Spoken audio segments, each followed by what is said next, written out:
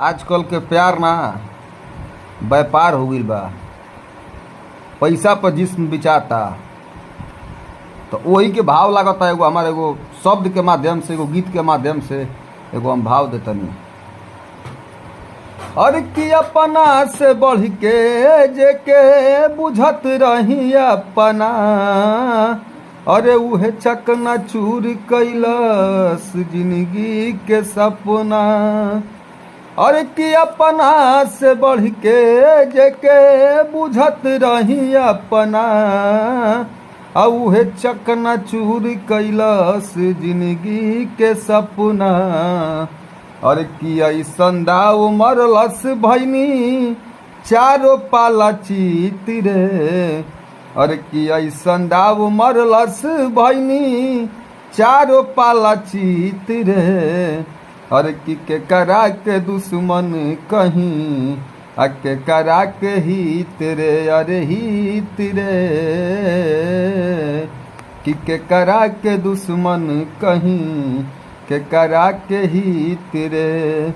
अरे मन में समा के लुटलस मनवा के मीत रे। के करा के दुश्मन कहीं, के करा के हित रे। प्यार बेवफा है, भरोसा ना करें लड़के। अरे कि बेवफा ना मुझको कहना, मैं तुझे अब भी प्यार करता हूँ। कि बेवफा ना मुझको कहना, मैं तुझे अब भी प्यार करता हूँ।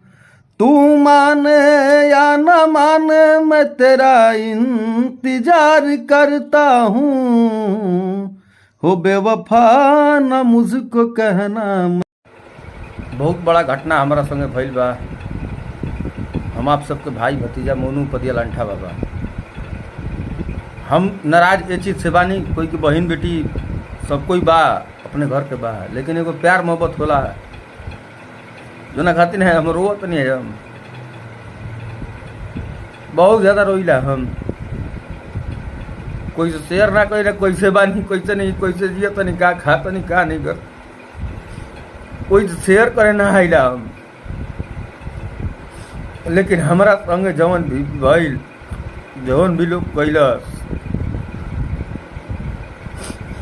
शायद उन लोग को भगवान भी माफ ना करिए कबू।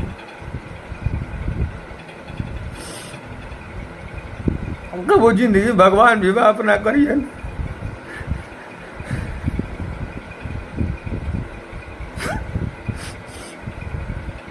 हम बहुत ज्यादा टूट चुकल बानी। हम कब आत्महत्या कर ले हमार कोनो ठीक नहीं के। हम कब कैसे का करब हमार कोनो ठीक नहीं के।